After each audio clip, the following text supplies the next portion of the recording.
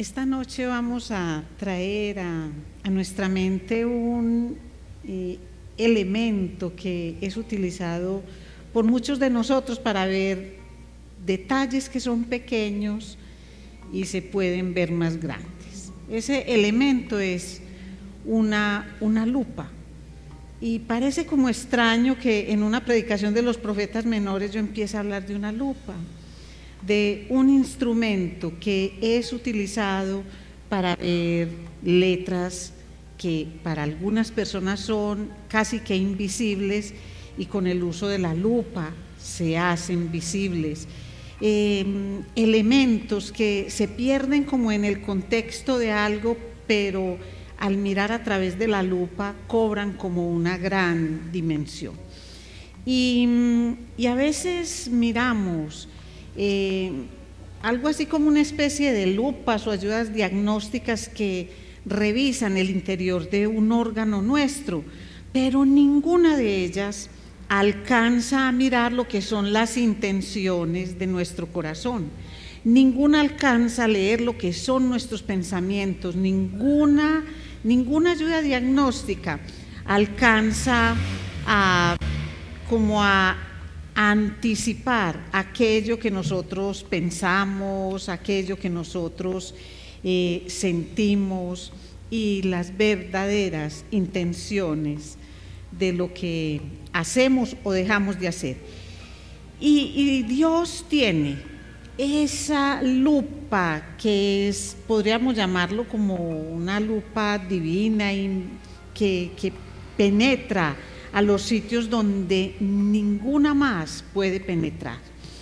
Y vamos a ver en Miqueas, en el capítulo 3, cómo Dios examina de una forma muy especial a los corruptos, pero va dirigido de manera especial a aquellos que son líderes como gobernantes, jueces, sacerdotes, profetas, todos ellos que están en puestos de liderazgo.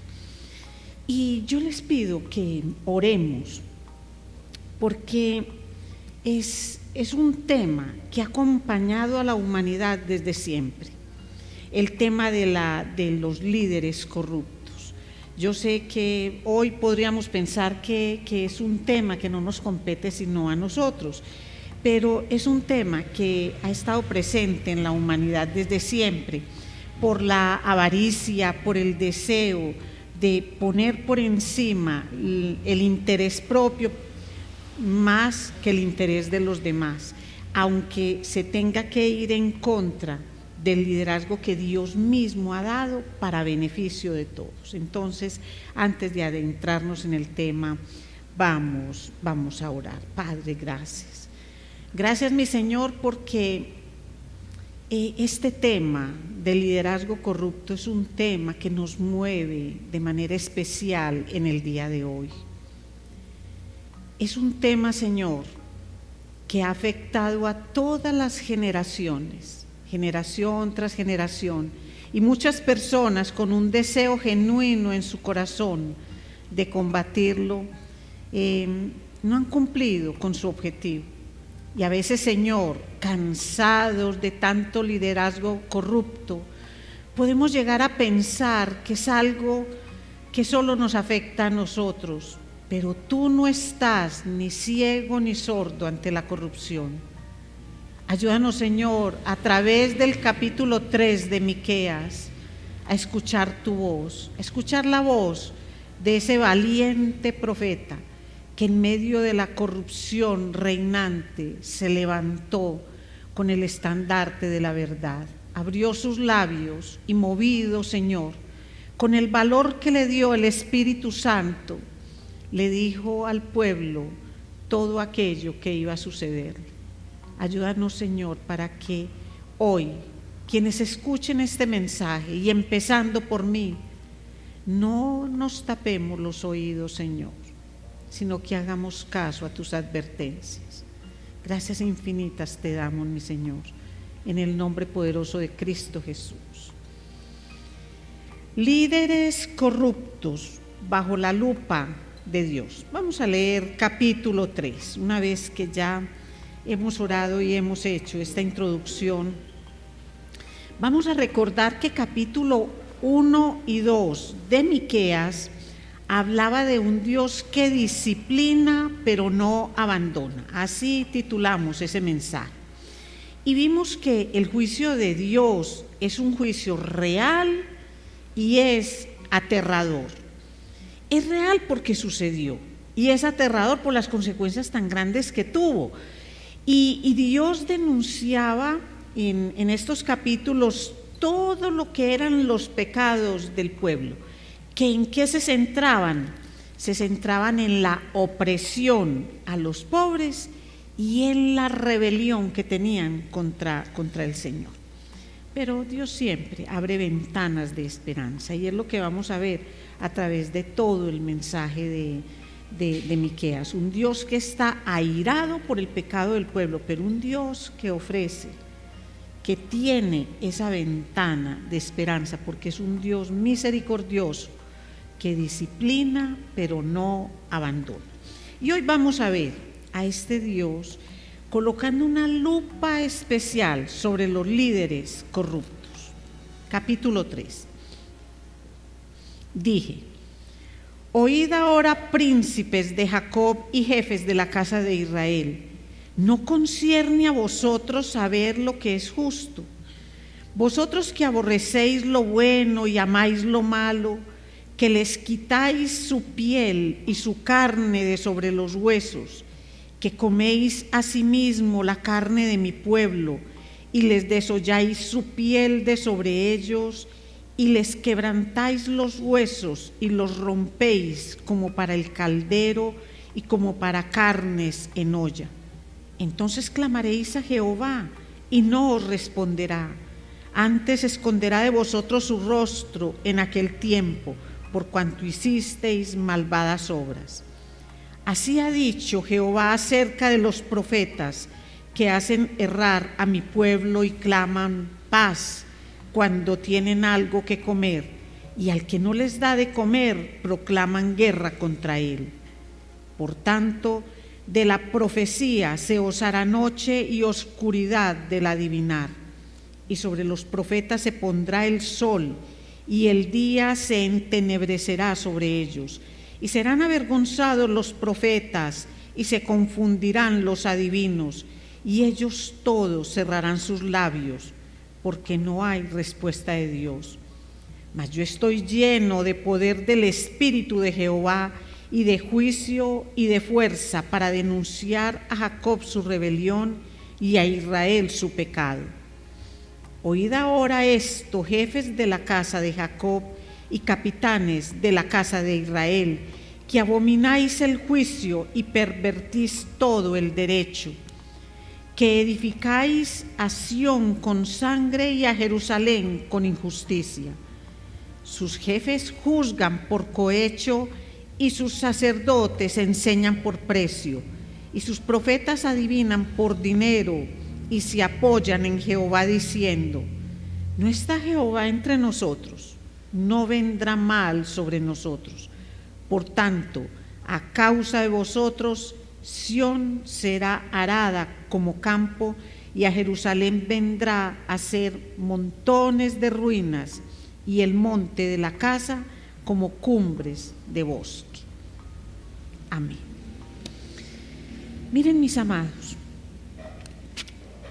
nosotros estamos en un mundo que está cansado de líderes corruptos. ¿Quién no pierde el ánimo cuando ve que la corrupción como que camina con toda tranquilidad en todos los estamentos?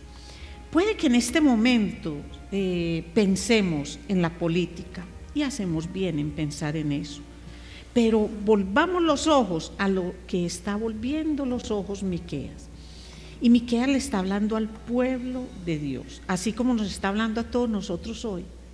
Entonces, si bien hay escándalos políticos, también debemos pensar que hay escándalos en las cortes, todas las cortes, y hay escándalos en las iglesias, en los sacerdotes, en los profetas, en todos ellos.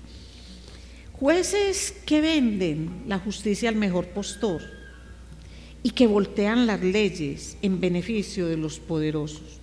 Eso es algo triste que ha acompañado a la humanidad, pero también hay líderes religiosos que se lucran con la fe. Aprovechan aquel liderazgo que Dios les ha entregado para alimentar al pueblo y lo que hacen es dañarlo. Entonces, por eso es que muchas personas llegan a pensar que Dios no escucha, que Dios no hace nada, que cómo le va de bien al que hace el mal. Pero si a nosotros nos duele, ¿cuánto más le duele a Dios? ¿Cuánto más le duele? Y recordemos que Dios, Él juzga, Él mira y Él aplica su justicia. Y Dios tiene toda una vida eterna para ajustar cuentas con aquellos que van en contra de sus mandatos y de sus leyes. Lo que pasa es que a veces nosotros en nuestra corta existencia no alcanzamos a ver eso que nosotros llamamos justicia, pero nunca pasará desapercibida para Dios.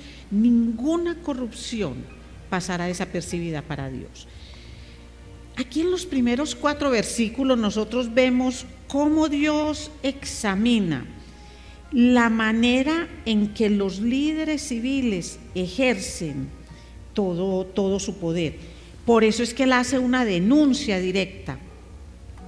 Cuando nosotros leemos ahí en el versículo 1 del capítulo 3 dice: no concierne a vosotros saber lo que es justo. Pero ¿qué es lo que ellos están haciendo? Ellos lo que están haciendo es volteando todo. Y recordemos que cuando hablamos de aquellos líderes, estamos hablando de la denuncia que hace el profeta Miqueas en el siglo VIII antes de Cristo. O sea que no es el periódico de ayer, como podríamos verlo, pero lo que vemos nosotros es que todas estas denuncias de corrupción trascienden el tiempo, pero también trascienden las fronteras, porque nosotros vemos que es aplicable a todo tiempo y a todo lugar. ¿Y qué es lo que ellos hacían? Miren, ellos eran los conocedores de la ley. ¿Y qué tienen que hacer ellos como conocedores de la ley? Direccionar al pueblo hacia lo que el pueblo tenía que hacer. Es más, la función de los gobernantes es la de legislar para el bien de todos. Y el bien de todos a veces lo que implica es que nos defiendan a los unos de los otros. Eso es lo que debía hacerse. Pero ¿qué era lo que ellos hacían? Aborrecían lo bueno y amaban lo malo. Y mire, era tan grave la situación en el pueblo de Dios. Recordemos que está hablando a los príncipes de Jacob y jefes de la casa de Israel. Está hablando al pueblo de Dios. ¿Y con qué los compara? Con el canibalismo, con una figura de canibalismo, y es bueno que lo miremos porque estos gobernantes tenían la ética volteada, la tenían al revés. Vosotros que aborrecéis lo bueno y amáis lo malo, que les quitáis su piel y su carne de sobre los huesos. Mis amados, si esto lo leemos despacio o lo escuchamos con pausa, imaginando, recuerden, imaginar para identificarnos con los personajes y con las situaciones, pensar en lo que es quitar la piel y la carne de sobre los huesos, que coméis asimismo la carne de mi pueblo y les desolláis su piel de sobre ellos y les quebrantáis los huesos y los rompéis como para el caldero y como para carnes en olla. ¿Quién no ha hecho esto con un pollo? Por ejemplo, todo, ¿cierto? ¿Quién no lo ha hecho con una pierna de algún animal que compremos? Es decir, y si no lo hacemos nosotros, ¿qué pedimos? Que lo hagan en la carnicería. Bueno, eso mismo están haciendo los gobernantes con el pueblo. Entonces, por eso habla de una figura de canibalismo, porque es hombre comiendo hombre. Eso es lo que les está diciendo. ¿Cómo se va a quedar el Señor quieto con esta? Esa es la denuncia de Miqueas. Eso es lo que al colocar Dios esa lupa sobre los gobernantes, eso es lo que Él está viendo. Pero son tan conchudos que, mire lo que hacen en versículo 4. Entonces clamaréis a Jehová y no os responderá. Antes esconderá de vosotros su rostro en aquel tiempo por cuanto hicisteis malvadas obras. Ahorita en el inicio les dije que Dios disciplina pero no abandona. Aquí yo no estoy diciendo, no estoy en una contradicción con el mensaje anterior diciendo que Dios los abandona. No, lo que Él hace es esconder de ellos su rostro porque ellos, y estamos hablando de esos gobernantes corruptos, invocan la presencia de Dios pero no tienen arrepentimiento. Así que Él no va a estar con ellos. ¿Y cómo sabe uno que no tienen arrepentimiento? Por la manera como continúan conduciéndose. Cuando nosotros luego leemos Jeremías y leemos profetas que fueron posteriores a Miqueas, entendemos perfectamente que el pueblo continuó en lo mismo, porque el pueblo lo que decía era que ahí estaba el Señor, aquí está el Señor, no va a haber ningún problema, siempre nosotros a Él lo vamos a tener. Miren, hay algo que debemos tener en cuenta. Ningún gobernante, ningún líder puede forzar a alguien a que haga el bien. Puede tener medidas, puede haber cárcel, sanciones y cosas que lo lleven a eso, pero en esencia no puede garantizar que siempre esa persona se va a conducir por el buen camino. Pero lo que sí puede hacer un gobernante corrupto es llevar a la gente al error y sacarlos del camino, en este caso del camino del Señor, y llevar a muchos a muchas malas prácticas que el Señor condena y que llama pecado. Así que un puesto de autoridad, un cargo de autoridad no solo es un privilegio, sino que conlleva una gran responsabilidad. Y lo deletreo despacio porque esa es la parte que se nos olvida. Un gobernante corrupto solamente piensa en el privilegio y en el aprovecharse. Pero una persona que para la gloria de Dios hay muy buenos gobernantes y muy buenas personas que están en cargos diferentes, tanto en el gobierno como en las cortes, como dije ahora, o en las mismas casas de oración, en las mismas iglesias. Para la gloria de Dios hay personas que ejercen un buen liderazgo porque escuchan la voz de Dios y se dejan guiar por Él. ¿Qué hace entonces Dios con esto a través de Miqueas? Él expone la manipulación de esos líderes religiosos. Aquí expuso primero lo que hacían los gobernantes y ahorita va a exponer lo que hacen los líderes religiosos.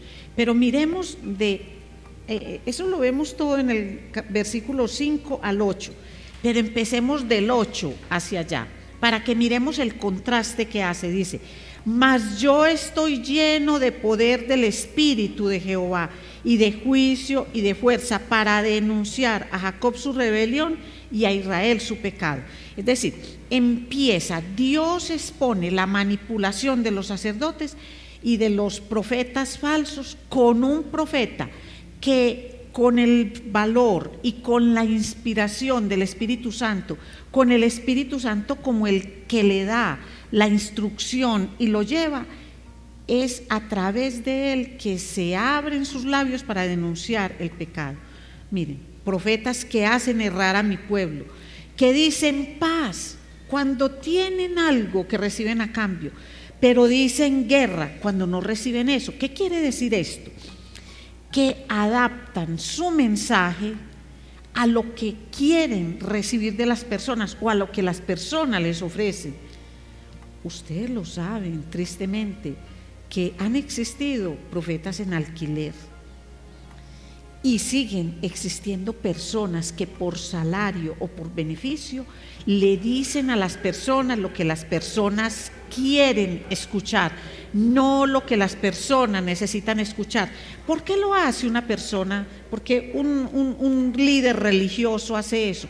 Por su egoísmo, porque piensa más en su propio beneficio que en el beneficio de las personas a las que tiene que alimentar con la palabra de Dios. Porque entre otras cosas, un líder religioso no enseña lo que él quiere. Un líder religioso lo que se debe es someter a la voluntad de Dios, a la palabra de Dios y dejarse guiar por el Espíritu Santo.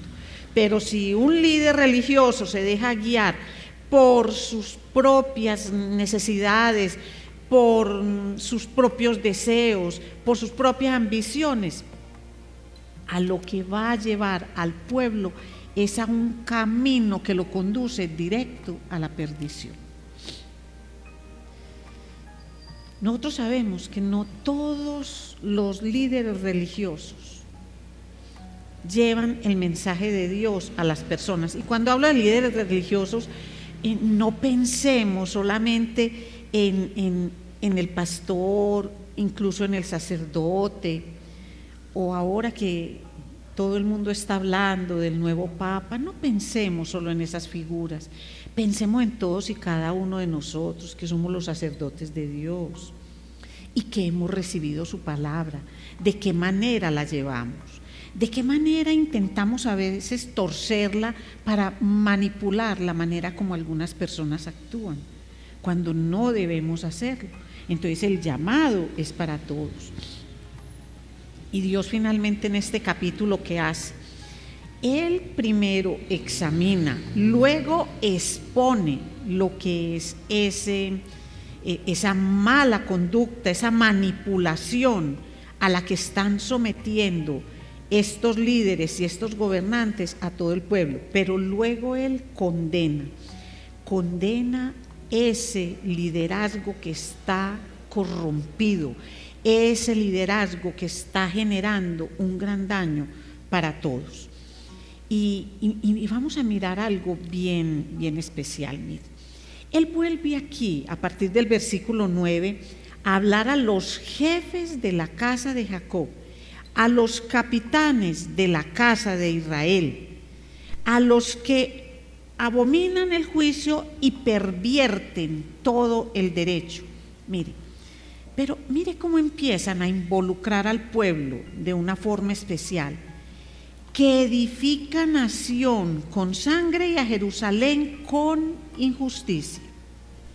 Y mire cómo dice: jefes que juzgan por cohecho y sacerdotes que enseñan por precio.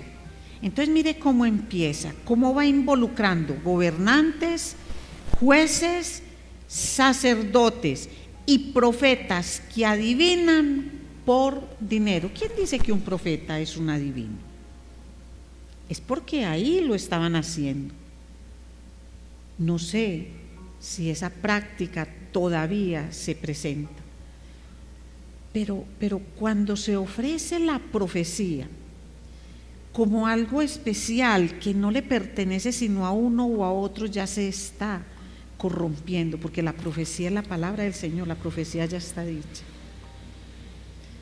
Y es el Espíritu Santo de Dios el que la ilumina y la hace clara a cada persona que se acerca a ella.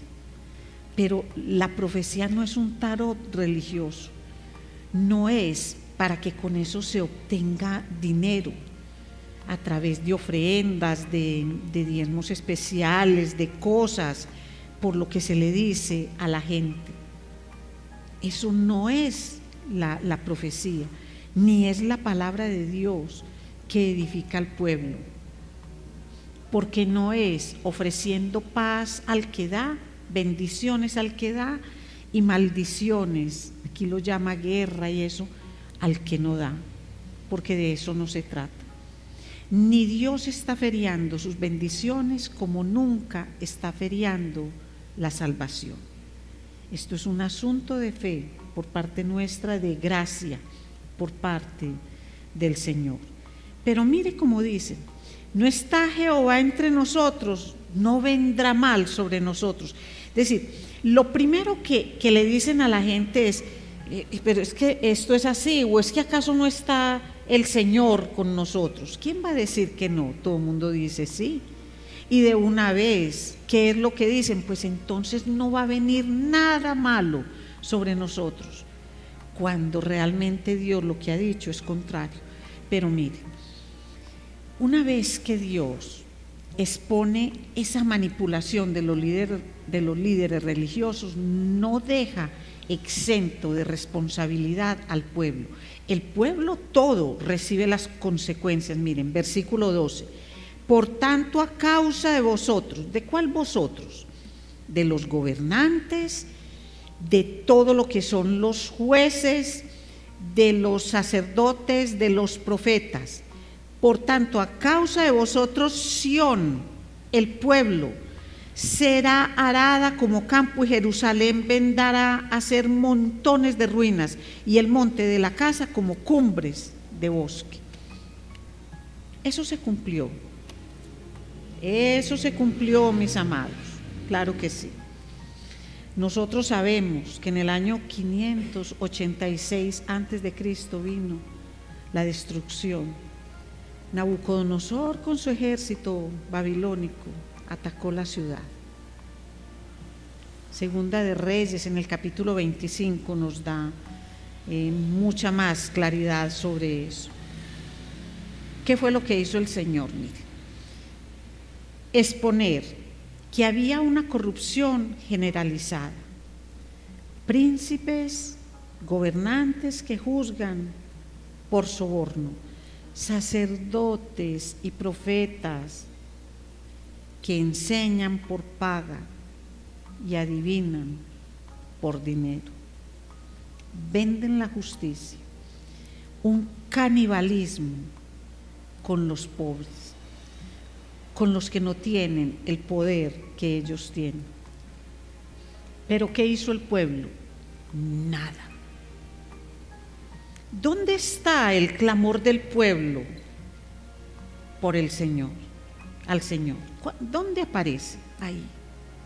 ¿Dónde aparece ese clamor del pueblo porque reconocen lo que todos ellos están haciendo? Lo que se estaba dando en el pueblo era una imitación de lo malo. Es decir, se iba dando esa cadena. Como a mí me hacen esto, yo lo hago a otro de esa manera. Y se estaban yendo con las malas prácticas, las malas enseñanzas. Entonces, el pueblo no queda eximido. El pueblo recibe el castigo. Si bien fue a causa de esos líderes corruptos, también fue por la permisividad del pueblo. Igual a como nos pasa en el día de hoy. Así que lo que nosotros vemos en Miqueas no es solamente un detalle como histórico de lo que le pasó al pueblo de Dios. No, no es eso. Nosotros lo que vemos es una nación que colapsa de arriba hacia abajo. Eso es lo que nosotros estamos viendo. Nosotros sabemos que los de arriba, los que llamamos de arriba, son menores en número. Casi que uno podría mirar a la sociedad como con una forma piramidal, ¿cierto? Unos gobernantes y abajo el pueblo. ¿Quién colapsó? La pirámide completa. Toda la pirámide se vino. ¿Qué hizo el pueblo? Nada. Porque lo que hizo fue copiar lo malo. Eso fue lo que el pueblo hizo. Todos fallaron, por acción o por omisión. Fallaron sus líderes y el pueblo no se opuso a ellos, el pueblo no clamó al Señor por misericordia para que el Señor interviniera. El pueblo estuvo simplemente como acostumbrado a esto.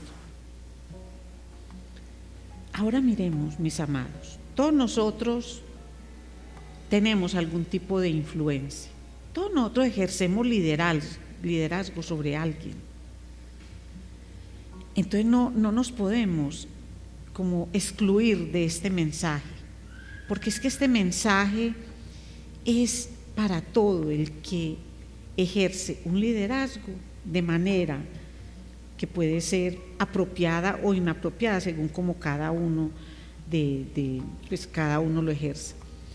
Y lo que debemos pedirle al Señor hoy no es que no coloque esa lupa sobre nosotros, sino que el Señor nos permita ejercer nuestro liderazgo precisamente bajo esa lupa del Señor. Y ay de nosotros, porque a Él nada, absolutamente nada, se le escapa. Entonces, ¿por dónde debemos empezar? Nosotros como iglesia, ¿por dónde debemos empezar? Debemos empezar pues por orar por cada uno de nosotros, para que el liderazgo que ejercemos, tanto en la iglesia como en los hogares, en el empleo, en la misma sociedad, en el barrio, en la esfera que cada uno de nosotros tenga, sea ejercido conforme a la dirección de Dios para nosotros.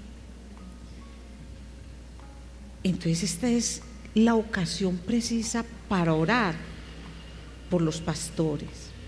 Es la ocasión precisa para orar por los líderes. Es la ocasión precisa para orar por los maestros, para que el Señor sea el guía. Nosotros debemos orar para que el liderazgo, no solo de nuestra iglesia, porque no podemos quedarnos solamente en el ámbito local, sino poner la mirada más allá, para que sean liderazgos con justicia, con equidad, donde esos liderazgos sean caracterizados por la misericordia del que nos enseñó misericordia, que se copie el modelo de Jesús, que no vino a ser servido, sino a servir. Eso es lo que nosotros debemos hacer. Pero así como recibimos hoy la enseñanza de Miqueas, no es para quedarnos en la crítica, sino para hacer cosas que sean concretas. Entonces nosotros no debemos simplemente, si vemos que hay un pecado en el liderazgo de nuestra iglesia, no es solamente decir yo doy la espalda y me voy, sino que yo hablo. Y lo primero que debo hacer es confrontar al mismo que está cometiendo el pecado. Es lo primero que debo hacer. Pero si está tan inalcanzable para mí, hablando de la iglesia, entonces acudo a los ancianos de la iglesia. Siempre hay cosas para hacer, pero no solamente irme y murmurar, porque eso no edifica. Lo cierto es que no podemos quedarnos callados como el pueblo se quedó callado. Por eso debemos estar siempre vigilantes y conocer la palabra del Señor. Pero aquel que ni la estudia, aquel que no la conoce, ¿qué va a entender lo que es el modelo de Jesús para una iglesia? ¿Qué va a entender lo que es la palabra? ¿Qué va a entender lo que es la profecía? ¿Qué va a entender lo que es una falsa o buena enseñanza?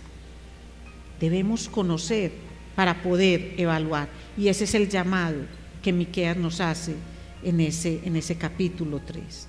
Y vamos a seguir avanzando en esto, porque esto es de denunciar, demostrar, pero también denunciar y mostrar la corrupción, el pecado, la opresión, la rebeldía, pero también de una forma muy especial mostrar lo que es la misericordia de Dios. Vamos entonces a darle gracias al Señor.